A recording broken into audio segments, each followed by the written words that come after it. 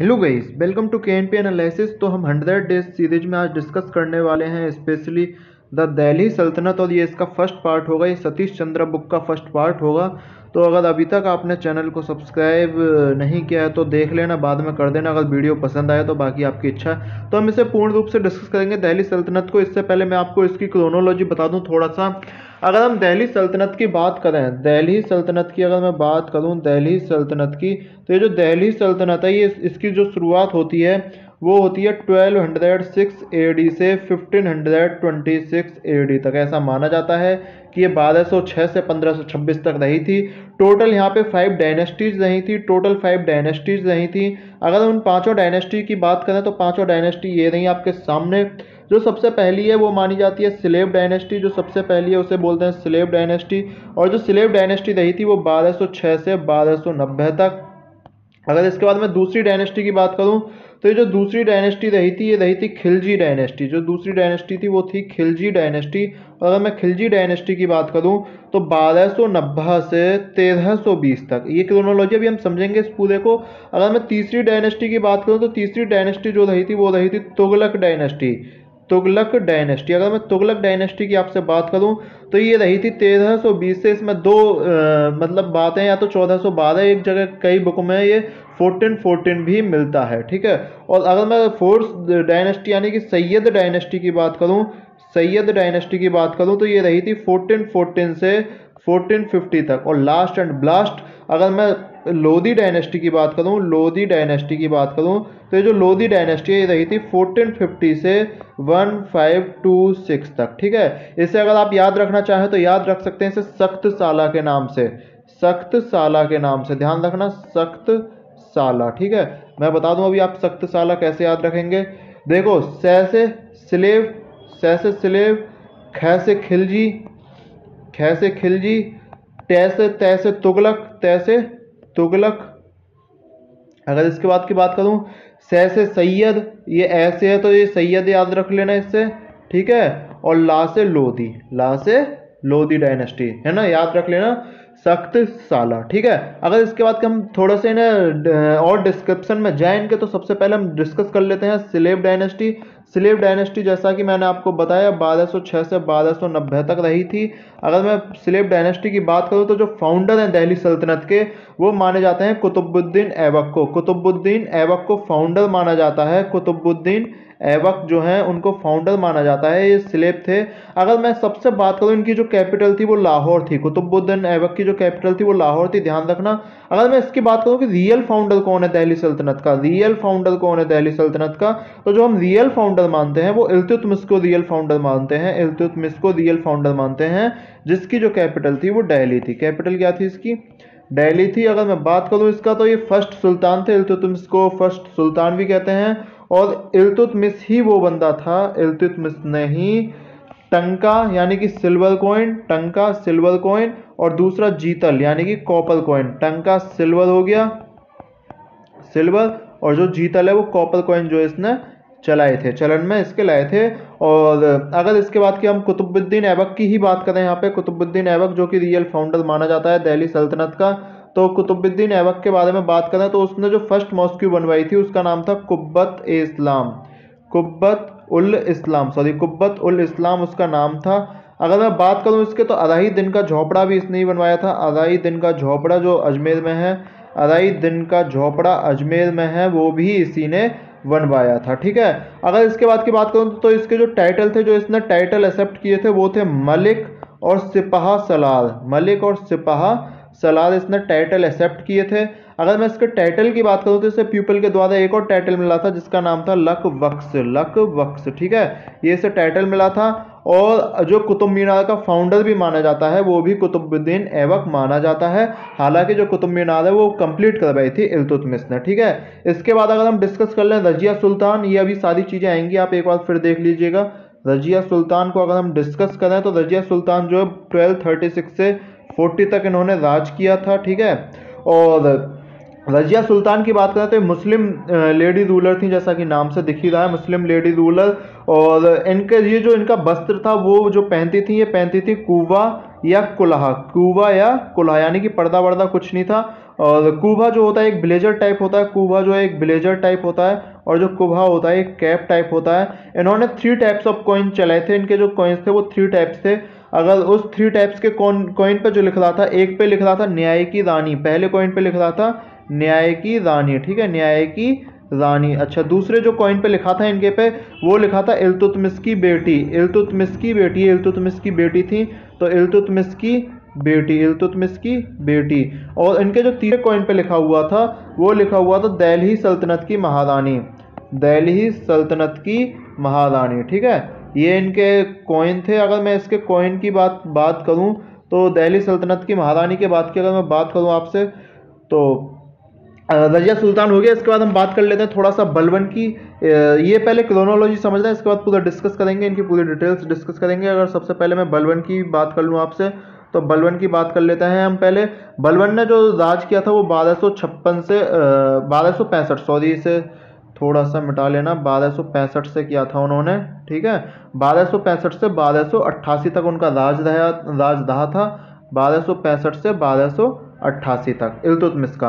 अगर बलबन का जो पर्शियन कल्चर है इंडिया में, वो भी बलबन ने ही इंट्रोड्यूस की थी। पर्शियन कल्चर जो है वो अगर माना जाता है कि बलबन ने इंट्रोड्यूस की थी। बलबन ने अपने ही नाम से एक कॉइन चलाया था जिसका नाम था बलबनी कॉइन, बलबनी कॉइन, बलबन का एक कॉइन था। अगर मैं बलबन की ही बात करूं तो इसने ही नवरोज फेस्टिवल जो पर्शियन न्यू ईयर होती है, उसे लॉन्च किया था, इंट्रोड्यूस किया था। और एक और था जो इनका इंट्रोडक्शन था, वो सजदा और पैवोस, सजदा मतलब पैरों में झुक जाना, दंडवत प्रणाम करना, वो भी सजदा पैवोस की भी शुरुआत किसने करी थी? बलबन ने ही शुरुआत करी थी, ठीक है। मेरे हिसाब से यहाँ तक चीज़ समझ आ गई होंगी। अगर इसके बाद हम बाद में फिर खिलजी वगैरह वो नेक्स्ट चैप्टर में डिस्कस करेंगे, तो इसे डिस्कस कर लेते हैं। यहाँ पे पूरा चैप्टर दिल्ली सल्तनत को हम डिस्कस करने वाले हैं आज। अगर हम दिल्ली सल्तनत की ही शुरुआत करें तो मोहम्मद गौरी, जैसा कि आपने पढ़ा होगा, मोहम्मद गौरी के बाद जब इंडिया में फिर मोहम्मद गौरी चला गया, इंडिया से वापस चला गया, तो वो एक उसने अपना स्लेब जिसका नाम था कुतुबुद्दीन ऐबक जो है 1206 में तुर्किश स्लेब था, ये उसे राज पर बिठा गया, उसे गद्दी पर बिठा गया। और तुर्किश स्लेब माना जाता है कि कुतुबुद्दीन ऐबक ने ही सबसे ज़्यादा एक्सपेंस किया था, ठीक है। अगर इसके बाद स्लेब की बात करें, जो मुजुद्दीन मोहम्मद गौरी के और भी जो स्लेब थे, उनमें एक तो यल्दुज आते हैं जो गजनी में राज कर रहे थे, और दूसरा जो स्लेब आता है मुजुद्दीन यल्दुज सक्सीडेड एट गजनी, ठीक है। और अगर इसके बाद बात करें गजनी, तो यल्दुज ने पूरी दिल्ली पे अपना राज जमाना चाहा, लेकिन हालांकि वो सक्सेस नहीं हो पाए, ठीक है। इसके बाद की अगर हम बात करें, नेक्स्ट पेज पे चलें, तो फिर हम बात करते हैं इल्तुतमिश की।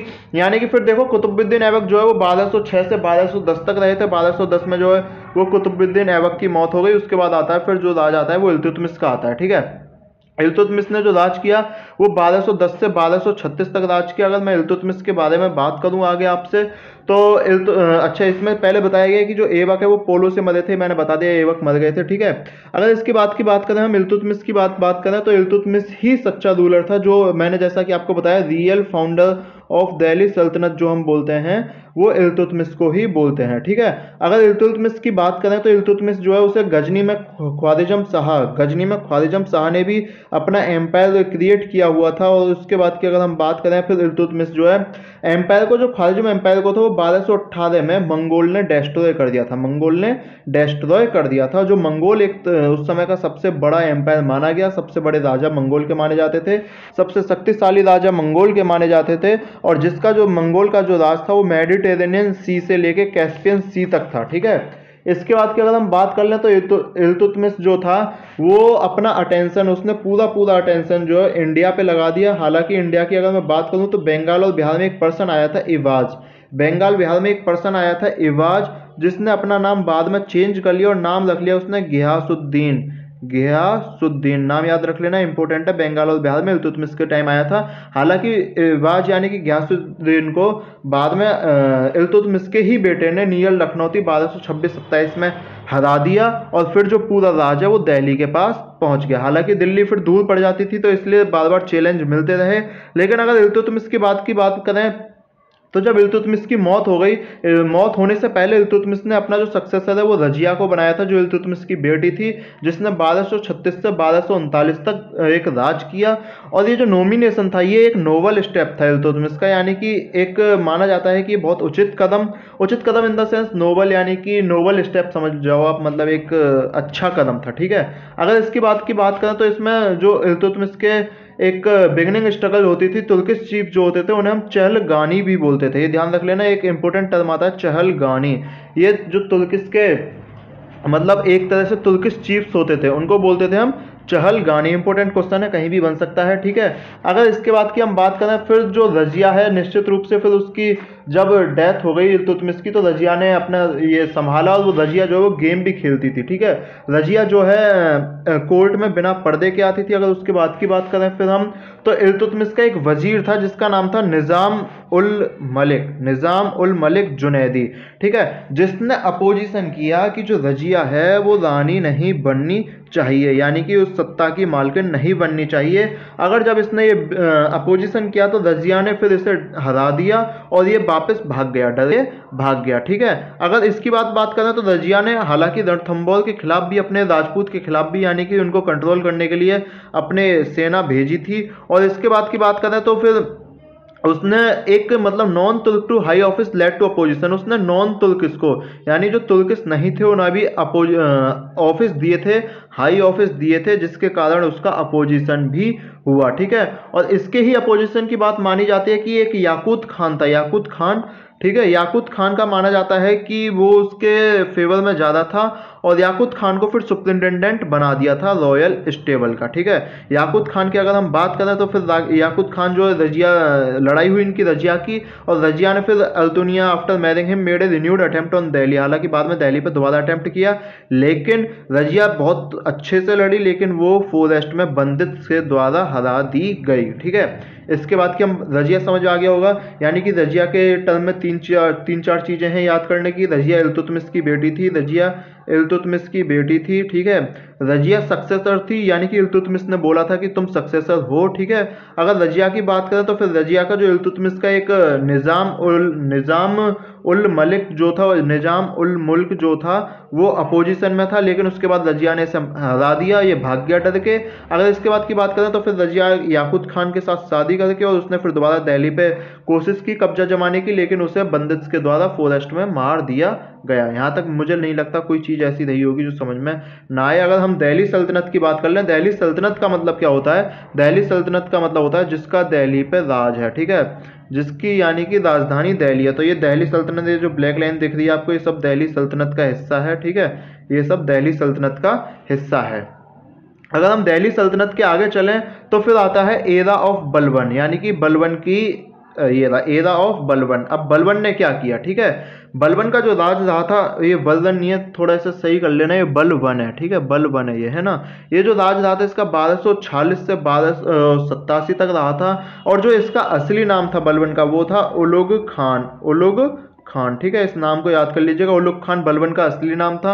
उस टाइम नाम जरूर चेंज करते थे क्योंकि भाई ये अच्छा। एक और चीज मैं आपको बता दूं, उलुग खान के बाद उलुग खान जो है वो पहले इल्तुतमिश का जो बेटा था, इल्तुतमिश का बेटा था नसीरुद्दीन, है ना, नसीरुद्दीन महमूद, उसका एक नायब बोल दीजिए या डेप्टी बोल दीजिए, उसका वो डेप्टी था, ठीक है। उसके बाद फिर 1246 में स्पेशली जो बलबन था उसका राज 1246 में नहीं हुआ था। नसीरुद्दीन महमद जो इल्तुतमिश का छोटा बेटा, उसका राज हुआ था 1246 में।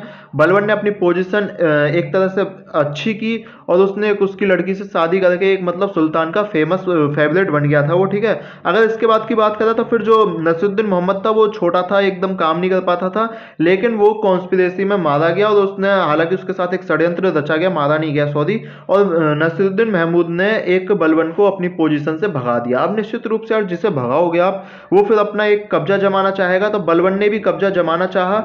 हालांकि जो नसीरुद्दीन महमूद ने रखा था उसकी जगह वो रेहान था, और उसके बाद फिर उसने रेहान को हरा दिया एक युद्ध में। जब रेहान को हरा दिया गया, और रेहान जो था वो इंडियन मुस्लिम था, इस चीज को भी ध्यान रख लेना, रेहान जो था वो इंडियन मुस्लिम था। जब रेहान हार गया तो फिर उसके बाद नसीरुद्दीन महमूद को अपनी मतलब एक पछतावा हुआ, और उसने दोबारा से बलबन को अपने यहाँ रख लिया, ठीक है। जब बलबन को अपने यहाँ रख लिया तो फिर 1265 में सुल्तान ये जो महमूद था, नसीरुद्दीन महमूद, ये मर गया। ठीक है, 1265 में जब इसकी मौत हो गई तो फिर 1265 में आता है बलबन। ठीक है, 1265 में आता है बलबन का राज। ठीक है, अब बलबन का राज बहुत इंपॉर्टेंट हो जाता है, क्योंकि जो बलबन का राज था वो ये चाहता था कि बलबन जो है कि जैसे मैं मोनार्की हूँ, ठीक है, अपनी प्रतिष्ठा, अपनी मोनार्की बचाने के लिए वो कुछ भी कर सकता था। और उसने क्यों, क्योंकि उसे भाई अंदरूनी और बाहरी दोनों डेंजर फेस करने थे। और उसका ये परिणाम निकला कि उसने अपने को सच्चा एक नोबल दिखाने के लिए कि मैं सच में अमीर फैमिली से हूँ, इस चीज को दिखाने के लिए उसने गरीबों से बात करना भी बंद कर दिया। गरीबों से बात करना भी बंद कर दिया, बोले हटो तुम तो गरीब हो, हम तुमसे बात नहीं करेंगे। ठीक है, अगर इसके बाद की हम बात करें तो फिर बलबन जो है एक बलानी था, एक बलानी हिस्टोरियन है, इसके बाद हम डिस्कस कर लेंगे। द हिस्टोरियन बलानी जो है वो कहते हैं, ये द बलानी कहते हैं कि चैंपियन तुर्किश पोल का था। बलबन कहता था कि जब भी मैं एक बेस बॉर्न इग्नोबल मैन यानी कि एक गरीब आदमी को या जो एक लो कास्ट है उसे देखता हूँ, मेरी आंखें जलती हैं, मैं गुस्से में आ जाता हूँ और उसे मारना चाहता हूँ। ठीक है, हालांकि हमें नहीं पता बलबन ने सच में कहा था नहीं कहा था, लेकिन उसने जरूर कुछ ना कुछ ऐसा करा होगा। ठीक है, अगर इसके बाद की बात करें तो बलबन जो अपने परिवार वालों को भी दाज देने के लिए एक मतलब एक हिस्सा देने के लिए तैयार नहीं था। और जो बलबन था उसने ही चहलगानी यानी कि जो मैंने आपको बताया था 40 ऑफिसर्स होते थे, 40 चीफ होते थे, उसको इसने तोड़ा था। ठीक है, अगर हम बलबन के बाद की बात करें तो उसने अपने कजिन शेर खान जो थे, उसके बलबन के कजिन थे शेर खान, जिससे कि वो उससे राज ना छीन पाए, उन्हें भी जहर दे दिया था। ठीक है, अगर बलबन ने उनको भी जहर दे दिया, उसके बाद की हम बात करें तो उसने अपने आप को वेल इन्फॉर्म रखने के लिए पूरे राज में कि भाई मेरे पास क्या चल रहा है, उसने हर एक डिपार्टमेंट में जासूस यानी कि स्पाई जो थे वो एक तरह से नियुक्त कर दिए थे। और उसने एक नया डिपार्टमेंट बनाया था, जिस डिपार्टमेंट का नाम था मिलिट्री डिपार्टमेंट, और उसका नाम था दीवान ए अर्ज। याद कर लेना, इंपॉर्टेंट है, पेपर में आता है। अगर मैं दीवान ए अर्ज की बात करूं तो फिर जो इल्तुतमिश था वो उसी टाइम आया, मतलब इल्तुतमिश का आया तो पहले था। ठीक है, और तुर्क्स के टाइम आया था बलबन भी। ठीक है, और बलबन जो था वो कहीं ना कहीं उस एक्सटेंट से, उस स्थिति से पूरा वाकिफ था। ठीक है, इसके बाद अगर हम बात करें बलबन की, तो बलबन के टाइम में गंगा जमुना दोब और जो अवध रीजन था उसमें बहुत सारी रोवर्स यानी कि डकैतीज होती थी। तो इसी चीज के लिए बलबन ने जो पॉलिसी अडॉप्ट की वो की ब्लड एंड आयरन की। ब्लड एंड आयरन की पॉलिसी का मतलब क्या है कि जो दिख गया उसे मारो, बाकी जो फॉरेस्ट है उन्हें साफ कर दो।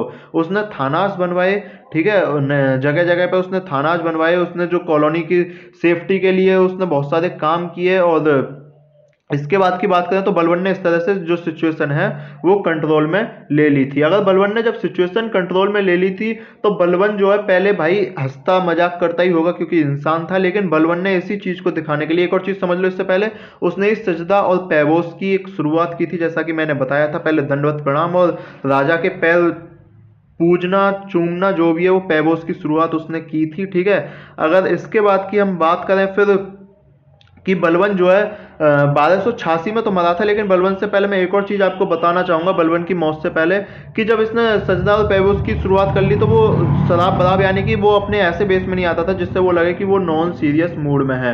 वो कभी भी नॉन सीरियस मूड में नहीं आया, यानी कि अगर उस शराब पीता था वो छोड़ दी उसने, हंसता था बिल्कुल मजाक नहीं करता, मजाक बंद कर दिया। तो ये सारी चीजें बलबन ने करी थी और बलबन की जो मौत हुई वो हो गई 1286 में। ठीक है, और बलबन की जब मौत 1286 में हो गई तो उसने दिल्ली सल्तनत को एक इंपॉर्टेंट फॉर्म में चेंज कर दिया था। और दिल्ली सल्तनत का यही था कि उसने जो नॉन तुर्किस हैं उसको पावर से हटा दिया था, यानी कि अब तुर्क लोग जो ही हैं वो ही पावर में रहने लगे थे। ठीक है, अगर Mongols and problem of north west frontier की हम बात करें, यानी कि अब देखो मंगोल भी आने लगे थे, है ना। मंगोल यानी कि एक तरह से चाइना का माल था मंगोल। ठीक है, और उसके बाद की अगर मैं बात करूं तो मंगोल जो है ख्वारिजम एम्पायर जो वो कुतुबुद्दीन ऐबक ने हरा दिया था उनको, सक्सेसर कुतुबुद्दीन ऐबक ने हरा दिया था उनको। ठीक है, और उसके बाद फिर चंगेज खान आया, हालांकि जिसे स्काउर्ज ऑफ गॉड बोला जाता था, जिसने खुद को स्काउर्ज ऑफ गॉड बोला यानी कि भगवान का अवतार। ठीक है, अगर चंगेज खान की बात करें तो जो मंगोल्स थे उसने ख्वारिजम एम्पायर 1218 में, ख्वारिजम एम्पायर आप अफगानिस्तान की तरफ देख लीजिएगा, उधर जो है वो ख्वारिजम एम्पायर होता है। ठीक है, 1218 में उसने ख्वारिजम एम्पायर पे अटैक किया और उस अटैक को अपने पास रखा। और उसकी इतनी पावर थी कि भाई वो जैक्सटेरेस से कैस्पियन सी तक, गजनी से ईरान तक, यानी कि साढ़े चारों ओर उसी का ही मंगोल का राज चलता था। लेकिन मंगोल कभी इंडिया आया नहीं, इंडिया में उसने दस्तक दी लेकिन कभी इंडिया के दिल्ली नहीं आया। अगर मंगोल यानी कि चंगेज खान खान दिल्ली आ जाता तो निश्चित रूप से बहुत दिक्कत हो जाती। और जो मंगोल इंडिया की थ्रेट में आए थे, इंडिया को थ्रेट दी, वो लगभग 1221 में दी थी उन्होंने।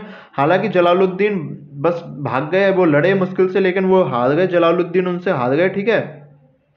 इसके बाद की बात करें तो चंगेज खान जो था उसने इंदस रिवर के ही किनारे लूटपाट मचाई और फिर वहां से वो इंडिया आने का उसने सोचा नहीं, जो भी उसका रीजन रहा होगा, नहीं सोचा तो अच्छा हुआ, वरना पता नहीं क्या से क्या होता। अगर उसके बाद की हम बात करें तो फिर अब बात करते हैं दोबारा से इल्तुतमिश की। तो इल्तुतमिश के दो एक राइवल्स थे, याल्दुज और कुब्जा। याल्दुज जैसा कि हमने पहले भी डिस्कस किया था, याल्दुज जो था वो दोनों ही ये लाहौर के लिए लड़ रहे थे। अगर लाहौर के लिए लड़ रहे थे तो इल्तुतमिश को भी लाहौर ही लेना था, तो फिर एक स्ट्रॉन्ग लैंड डिफेंस बन गई अगेंस्ट मंगोल्स, ठीक है। फिर डेथ हो गई चंगेज खान की 1227 में। चंगेज खान की जो डेथ हुई 1227 में हुई और उसके बाद जो उनका एम्पायर है वो एक तरह से छोटा होता गया, बच्चों में बट गया, उसके बाद दिक्कत होने लगी। जो मंगोल का एक कमांडर था तायर बहादुर, 1241 में तायर बहादुर जो हेरात गुल गिजनी तुर्किस्तान में हुआ, लाहौर पे भी अपियर्ड हुआ, ठीक है। दिल्ली से बहुत हेल्प मांगी गई लाहौर के लिए, लेकिन कोई हेल्प देने नहीं गया। मंगोल ने जो वो वहाँ के टाउन में बहुत सारा हड़कंप मचाया, टाउन को एक तरह से कंगाल कर दिया, लूटपाट कर ली, जो वो कर सकते थे वो उन्होंने कर लिया, ठीक है। अगर इसके बाद की हम बात करें, फिर मंगोल की बात करें तो यही फिर बलवन मंगोल जो है वहां से चले गए, यानी कि वो इंडिया में कभी आए नहीं। और फिर एक बलवन था जिसके ऊपर मंगोल का भी प्रेशर था, ठीक है। अगर हम बलवन की बात करें तो बलवन ने बहुत सारे रिपेयर्ड फोर्ट्स कराए और जो दो रिपेयर फोर्ट्स थे वो मेन थे सुनम एंड समान। ये दो फोर्ट्स इसने बड़े इंपॉर्टेंट से रिपेयर कराए थे और उसने खुद को दिल्ली ही रखा था, यानी कि खुद को उसने दिल्ली पे ही रखा था, उसने खुद को बाहर नहीं जाने दिया। अगर इसके बाद की बात करें हम तो लगभग लगभग वो फ्रंटियर था कि माना जाता था ये जो दोनों है फ्रंटियर पे रोक लो, है ना। और बलवन जो है उसने पंजाब छोड़ दिया, बलवन ने जो पंजाब छोड़ दिया, बोला कि पंजाब तुम रख लो, है ना, क्योंकि मैं पंजाब को चला ही नहीं पाऊंगा तो पंजाब का मुझे करना क्या। और इसी बात वजह से मंगोल जो थे उन्होंने दिल्ली पे भी अटैक नहीं किया, ठीक है। अगर इसके बाद की हम बात करें तो फिर जैसा कि हमने पहले भी पढ़ा कि बलवन जो है 1286 में मर गया। अगर बलवन 1286 में मर गया तो स्ट्रेटेजिक और डिप्लोमेटिक अरेंज जो थे वो उसके चलते रहे दिल्ली सल्तनत में। 92 में अब्दुल्ला एक हलाकू का ग्रैंड सन था, वो भी दिल्ली आना चाहता था 1.5 लाख घोड़ों के साथ, लेकिन जलालुद्दीन खिलजी ने उसे हरा दिया, जो कि खिलजी इसकी नेक्स्ट डायनेस्टी है, स्लेव डायनेस्टी के अगली, ठीक है। अगर इसके बाद की हम बात करें, फिर कुछ नेक्स्ट इंपोर्टेंट की बात करें, नेक्स्ट इंपोर्टेंट टॉपिक देखें तो मंगोल फोर्स चल रही है, इतना इंपॉर्टेंट नहीं है मंगोल फोर्स जो है ना। इसके बाद जो दो इन्वेजन हुए हैं दिल्ली में, उसने बताया कि जो सुल्तान दिल्ली थे वो भी मैच कर सकते थे मंगोल को। कौन कौन से, एक तो बलवन ही हो गया, एक तो बलवन हो गया और दूसरा जो था वो था जलालुद्दीन खिलजी। जलालुद्दीन खिलजी ने तो उनको हरा भी दिया था, जलालुद्दीन खिलजी, ठीक है। तो इनसे लगता है कि इन दोनों ने मैच कर लिया, यानी कि मंगोल इतने पावरफुल नहीं थे, बाकी हमारे इंडियन जो शासक हैं वो बहुत ज़्यादा पावरफुल थे। अगर मैं इसके बाद की बात करूँ फिर आपसे कि फिर क्या हुआ इसमें, तो इसे देखेंगे डिटेल में। और एक फिर अगर मैं कुतुबुद्दीन ऐबक की बात करूँ, जब मंगोल ने अलाउद्दीन खिलजी के टाइम आया था तो अलाउद्दीन खिलजी के टाइम फिर उसने एक अपना एम्पायर क्रिएट किया। और जब अलाउद्दीन खिलजी ने देखा कि वो दिल्ली पर अटैक करने वाला है तो अलाउद्दीन खिलजी ने अपनी एक नई कैपिटल बनाई थी जिसका नाम था सिरी फोर्ट, जिसका नाम था सिरी फोर्ट। ये दिल्ली के पास है, सिरी फोर्ट जो है अलाउद्दीन खिलजी की नई कैपिटल है, ठीक है। सिरी नई दिल्ली के पास बनी थी और फाइनली जो मंगोल है वो वापस चले गए, उनको कुछ मिला नहीं, ठीक है। इसके बाद की अगर हम बात कर लें फिर तो अलाउद्दीन खिलजी ने भी बहुत सारे अच्छे स्टेप्स लिए थे, दवा खान मंगोल रूलर सबको उसने हरा के वापस भेज दिया। उसके बाद बात कर लेते हैं इंटरनल रिवेलियन की। इनके इंटरनल रिवेलियन क्या रहे थे, अगर मैं इंटरनल रिवेलियन की बात करूं तो जो तुर्क्स थे जिन्हें कभी कभी मामेलुक और स्लेव डायनेस्टी बोला ही जाता है, निश्चित रूप से स्लेव डायनेस्टी ही थी, तो ये इंटरनल रिवेलियंस में भी लड़ रहे थे, यानी कि आपस में कि मैं राजा की तू राजा, ये भी चीज़ें इनके साथ चल रही थी, ठीक है। हालांकि अगर ये बोला जाए कि ये मुसलमान आपस में लड़ रहे थे तो ऐसा नहीं है कि हिंदू के खिलाफ ही लड़ रहे थे, तो यानी कि हिंदू रेजिस्टेंस अगर बोले तो ये कहना गलत होगा कि वो हिंदू रेजिस्टेंस थे, ठीक है। अगर इसके बाद की हम बात करें जो इंपॉर्टेंट टर्म आती है, जैसा कि हमने बंगाल बिहार में पहले ही पढ़ा था कि एक इवाज जिसका नाम गयासुद्दीन था, है ना, उसको फिर हराया गया। और जब वो इवाज बंगाल बिहार में हार गया तो फिर जो उसे हराया था वो इल्तुतमिश के बेटे ने हराया था, जिसका नाम था लक्ष्मण सेना लखनौती के पास हराया था। और उसके बाद फिर जो है इवाज के पास जो टाइटल था वो गयासुद्दीन सुल्तान का टाइटल था, ठीक है। इसके बाद अगर हम बात करें तो इल्तुतमिश जो है 1225 में जब फ्री हुआ तो अब इवाज के खिलाफ दोबारा गए। ये पता ही है सबको कि इवाज कैसे कैसे हार गया, ठीक है, इसमें कुछ इंपॉर्टेंट है नहीं। अगर इसके बाद की हम बात करें तो जो भाई एक चीज़ थी बंगाल बिहार में, बंगाल बिहार पड़ता था दिल्ली से दूर, जैसे ही मान लो उसने हरा भी दिया, ठीक है, वो हरा के वापस दिल्ली आए इतने में पता पड़ा उन्होंने दोबारा अपने आप को इंडिपेंडेंट घोषित कर दिया। तो ये चीज़ें वहाँ दिक्कत होती थी। और इसके अगर दिक्कत के बारे में आगे बात करें तो फिर बंगाल जो लगभग 40 साल तक ऐसे ही रहा था, यानी कि बंगाल 40 साल तक किसी के कब्जे में नहीं रहा। उसके बाद फिर ऐबक यानी कुतुबुद्दीन ऐबक के भी समय में बहुत सारे अलवर, बैन, ग्वालियर ये सारे एम्पायर रहे थे, लेकिन ये कोई इंपॉर्टेंट चीज़ है नहीं।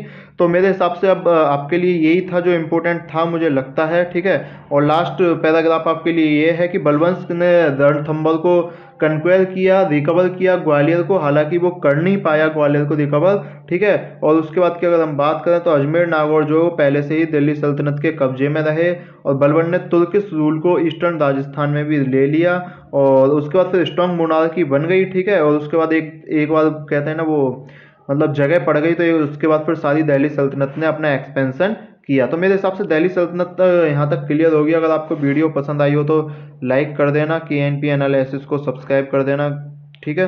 तो मिलते हैं नेक्स्ट वीडियो में। नेक्स्ट वीडियो में जो हम डिस्कस करेंगे वो दिल्ली सल्तनत का सेकंड पार्ट डिस्कस करेंगे। पूरी डिटेल में दिल्ली सल्तनत का हम सेकंड पार्ट डिस्कस करने वाले हैं। ये है दिल्ली सल्तनत का सेकंड पार्ट, स्पेशली खलजी और तुगलक इसमें बचे हैं, उन्हें डिस्कस कर लेंगे। तो मिलेंगे नेक्स्ट वीडियो में। बहुत बहुत धन्यवाद।